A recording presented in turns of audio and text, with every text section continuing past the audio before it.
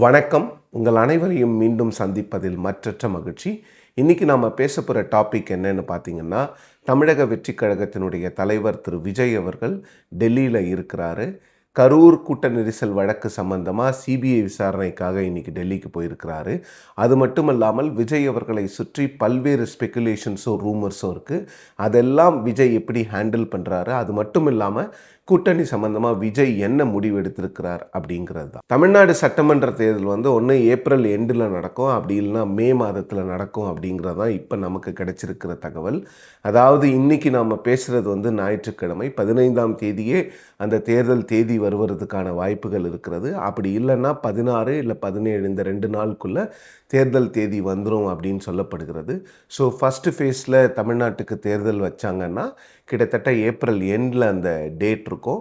So அப்படி பார்த்திங்கன்னா இன்னும் ஒரு 40 நாட்கள் தான் ஒட்டுமொத்த எலெக்ஷனுக்கே இருக்கக்கூடிய நேரத்தில் இன்றைக்கி ஞாயிற்றுக்கிழமை மார்ச் 15ஆம் தேதி விஜய் அவர்கள் டெல்லியில் இருக்கிறாரு. நான் ஏற்கனவே சொன்ன மாதிரி கரூர் கூட்ட நெரிசல் வழக்கு சம்பந்தமாக சிபிஐ விசாரணையில் ஒரு விட்னஸாக 3வது முறையாக திரு விஜய் அவர்கள் அப்பியர் ஆகிறாரு.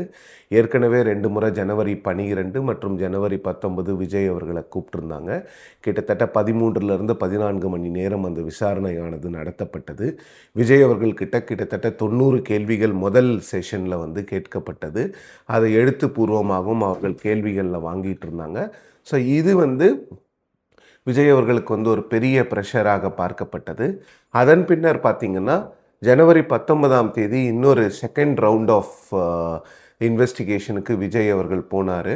அந்த செகண்ட் ரவுண்ட் ஆஃப் இன்வெஸ்டிகேஷன்லேயும் அவர்கிட்ட கிட்டத்தட்ட ஒரு 3-4 மணி நேரம் விசாரணையானது நடைபெற்றது. ஸோ 3வது முறையாக ஒரு விட்னஸாக விஜய் அவர்களை சிபிஐ கூப்பிட்டுருக்குறாங்க. மார்ச் 10ஆம் தேதி அந்த விசாரணையானது நடக்கவிருந்தது. ஆனால் விஜய் அவர்கள் தேர்தல் பணி இருப்பதால் அன்னைக்கு என்னால் வர முடியாதுன்னு சொன்னதுனால மார்ச் 15 விஜய் அவர்களுக்கு அந்த சம்மனானது வழங்கப்பட்டிருக்கிறது. ஸோ இப்போ இந்த முறையும் விஜய் அவர்கள் விட்னஸாக தான் போகிறாரு. அவர் அந்த வழக்கில் குற்றவாளி இல்லை அப்படிங்கிறது தான் நமக்கு இருக்கக்கூடிய தகவல். இன்னொன்று உண்மையும் கூட அதுதான். சிபிஐ விசாரணைக்கு செல்லும் விஜய் அவர்கள் டெல்லியில் என்டிஏ தலைவர்களை சந்திக்கிறார், பாஜகவினுடைய முக்கிய நிர்வாகிகளை சந்திப்பார் அப்படின்லாம் ஸ்பெக்குலேஷன் இருந்தது. அந்த மாதிரி எதுவுமே இல்லை. விஜய் அவர்களுக்கு ஆக்சுவலாக எந்த மீட்டிங்கும் டெல்லியில் இல்லை. அவர் சிபிஐ விசாரணை இன்றைக்கி முடிஞ்சிருச்சுன்னா இன்றைக்கி இரவே சென்னைக்கு வருவதற்கான வாய்ப்புகள் அதிகமாக இருக்கிறது. அவர் யாரையும் பொலிட்டிக்கலாக எந்த கட்சியை சேர்ந்தவரையும் சந்திக்கலை அப்படிங்கிறது தான். ஸோ இப்போ கொஞ்சம் பின்னோக்கி போனோன்னா கடந்த வெள்ளிக்கிழமை, அதாவது மார்ச் 13ஆம் தேதி ஒரு மிகப்பெரிய ஸ்பெக்குலேஷன், அதாவது தாவேகாவினுடைய மாவட்ட தலைவர்களுடைய கூட்டம் ரொம்ப வேகமாக ஒரு கூட்டம் கூட்டப்பட்டது. ஜூம் காலில் நடந்த அந்த மீட்டிங்கில் ஏகப்பட்ட மாவட்ட செயலாளர்கள் கூட்டணிக்கு போகலான்னு சொன்னாங்க அப்படின்னு ஒரு தகவல் வெளியாச்சு. செக் பண்ணும்போது ஆமாம், அப்படிப்பட்ட ஒரு கூட்டம் நடத்தப்பட்டது உண்மை. ஆனால் அந்த கூட்டத்தை விஜய் அவர்கள் கூட்ட சொன்னது ஒவ்வொரு தொகுதிக்கும் ஒரு 3 அப்சர்வர்ஸ், மைக்ரோ அப்சர்வர்ஸ் அப்பாயிண்ட் பண்ணணும். அப்போ தான் தொகுதியில் என்ன நடக்குது, யார் யார் என்னென்ன பண்ணுறாங்க, தொகுதியினுடைய நிலவரங்களை தெரிஞ்சுக்க முடியும் அப்படின்னு சொல்கிறது. அந்த பணிக்காக தான் திரு விஜய் அவர்கள் புசி ஆனந்த் அவர்களை அழைத்து அந்த மீட்டிங்கை பண்ணுங்கன்னு சொல்லியிருக்கிறாங்க. மீட்டிங் நடந்தது என்னமோ அந்த அப்சர்வர்ஸை பற்றி டிஸ்கஸ் பண்ணுறதுக்கு தான். ஆனால் அந்த மீட்டிங் ஆக்சுவலாக கூட்டணியை பற்றி பேசுவதற்கான சூழல்கள் அங்கு ஏற்பட்டு விட்டதாக சொல்லப்படுகிறது. அது சூழல் என்னன்னு பார்த்திங்கன்னா, ஏதோ ஒரு விஷயத்தை பேசும்போது ஒரு மாவட்டத்திலிருந்து வரக்கூடிய செயலாளர் அவர்கள் எங்கள் மாவட்டத்தில் அதிமுக இதையெல்லாம் செய்கிறார்கள், அவர்களோடு கூட்டணிக்கு வரணும்னு கூப்பிடுறாங்க அப்படின்னும் போது அது ஒரு பெரிய டிஸ்கஷனாக மாறி இருக்குது. அந்த டிஸ்கஷனாக மாறினது உண்மை. ஆனால் திரு புசி ஆனந்த் அவர்கள் கூட்டணி வேணுமா இல்லையான்னு கேட்டிருக்காரே தவிர அது அதிமுகவா பாஜகவா எந்த கட்சியினுடைய பெயர் அவரும் எடுக்கவில்லை, அந்த மாவட்ட செயலாளர்களும் எடுக்கவில்லை அப்படிங்கிறது தான் உண்மை. ஆனால் கிட்டத்தட்ட ஒரு 90 மாவட்ட செயலாளர்கள் கூட்டணிக்கு போகலாம் அப்படின்னு சொன்னதாக தகவல்கள் இருக்கிறது. ஸோ இதன் பிறகு புசி ஆனந்த் அவர்கள் விஜய் அவர்களை சந்தித்திருக்கிறார். அதற்குள்ளேயே மீடியாவில் பெருமளவில் ஸ்பெக்குலேஷன் இருந்தது. பட் கூட்டணி அப்படிங்கிற விஷயத்தில் விஜய் அவர்கள் மிக தீர்க்கமான தெளிவான முடிவை எடுத்திருப்பதாக சொல்லப்படுகிறது. அதாவது நான் என்னை முதலமைச்சர் வேட்பாளராக முன்னிறுத்தி கொண்டு இந்த கட்சியை ஆரம்பித்திருக்கிறேன். மக்கள் விரும்பும் முதலமைச்சர் வேட்பாளர் அப்படிங்கிற கோஷத்தோட மக்கள்கிட்ட போயாச்சு. இன்னும் அந்த கோஷத்திலிருந்து நம்மளால் பின்வாங்க முடியாது. தாவேகா அப்படிங்கிற கட்சி முதல் முறையாக தேர்தலை சந்திக்கிறது. இந்த தேர்தல் மக்களிடம் நாம் செல்வோம். மக்கள் என்ன முடிவெடுக்கிறார்களோ அந்த முடிவை மக்கள் எடுக்கட்டும். மக்கள் பிரச்சனைக்காக அரசியலுக்கு வந்திருக்கும் போது நாம் கூட்டணிக்கெலாம் போகக்கூடாது அப்படிங்கிற ஒரு முடிவை எடுத்திருப்பதாகவும், இன்னொரு விஷயம் என்னன்னு பார்த்தீங்கன்னா, என்டிஏலேருந்து வரக்கூடிய அந்த ஃபீலர்ஸ் எல்லாமே விஜய் அவர்களுடைய நெருங்கிய நண்பர்கள், நெருங்கிய உறவினர்கள், இப்படிப்பட்ட ஆட்களுக்கு தான் வருகிறதே தவிர விஜய் அவர்களை டைரெக்டாக இன்னும் என்டிஏலேருந்து யாரும் கான்டாக்ட் பண்ணி பேச முடியல. திரு பவன் கல்யாண் அவர்கள் பேசினதாக சொல்லப்படுகிறது கூட இப்பொழுது இல்லை. அது ரொம்ப நாளைக்கு முன்னால் பவன் கல்யாண் அவர்கள் விஜய் அவர்கள்கிட்ட அவருடைய எண்ணம் என்ன அப்படின்னு தான் கேட்டிருக்காரே தவிர நீங்கள் வாங்க அப்படிங்கிற மாதிரிலாம் கூப்பிடல. ஸோ விஜய் அவர்களை பொறுத்தவரையில் கூட்டணி விஷயத்தில் கூட்டணிங்கிறது இல்லை. இந்த தேர்தலுக்கு பொறுத்தவரை விஜய் அவர்களுடைய கட்சியும் அவரும் ஆசைப்பட்டது காங்கிரஸோட கூட்டணி இருந்தால் அது தாவேகாவுக்கு ஒரு எலிவேஷனை கொடுக்கும். ராகுல் காந்தி போன்ற தமிழ்நாட்டில் பிரபலமான ஒரு பாலிட்டிஷியன் பேசினாங்கன்னா அது விஜய் அவர்களுக்கு தேவையான ஒரு எலிவேஷன் கொடுக்கும்னு எதிர்பார்த்தாங்க. அது நடக்கலை. அது மட்டும் இல்லாமல் காங்கிரஸை ஏன் விரும்பினாங்க அப்படின்னு பார்த்தீங்கன்னா, காங்கிரஸ் விஜய் அவர்களுடைய தலைமையை ஏற்றுக்கொள்வதில் காங்கிரஸ் கட்சிக்கு எந்த சிக்கலும் இல்லை. அவர்கள் ஏற்கனவே கிட்டத்தட்ட ஒரு 55 வருடங்களாக தமிழ்நாட்டில் ஆட்சியில் இல்லை. அவர்கள் திமுக அதிமுகவை நம்பியே தங்களுடைய பாலிடிக்ஸை இங்கே பண்ணிட்டு வந்திருக்கிறாங்க.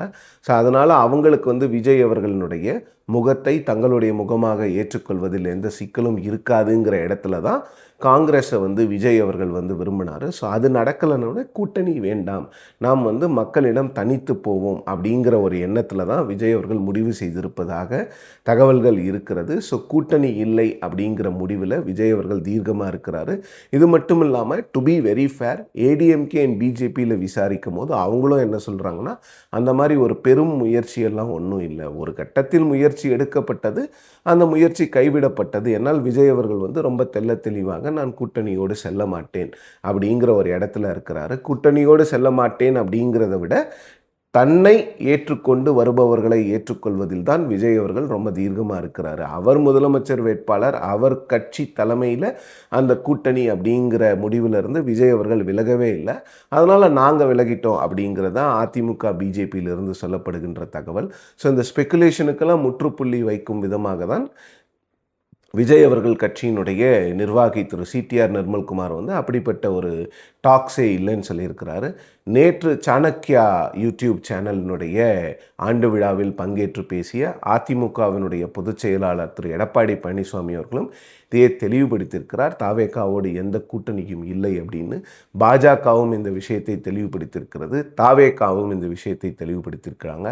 ஸோ இப்போ விஜய் அவர்கள் டெல்லியிலேருந்து சென்னைக்கு வந்த பிறகு அவங்க பண்ண போகிற விஷயம் என்னன்னு பார்த்தீங்கன்னா, நேர்காணல்கள் நடத்தி 234 தொகுதிக்கும் வேட்பாளர்களை கண்டுபிடித்து அந்த வேட்பாளர்களை நிறுத்துறது மட்டும் இல்லாமல் அவங்க எல்லாம் ப்ராப்பராக நாமினேஷனை ஃபைல் பண்ணுறாங்களா அப்படிங்கிறது பார்க்கணும். எல்லாமே பாலிட்டிக்ஸ்க்கு புதுசாக வர்றவங்க. ஸோ அவங்களுக்கு நாமினேஷன் பேப்பர்ஸ் அப்படிங்கிறது நிறைய it will run into a lot of pages. So நீங்கள் சொத்து விவரம்லாம் கரெக்டாக கொடுக்கணும், ஏன்னா நாளைக்கு யாராவது அப்ஜெக்ட் பண்ணுவாங்க.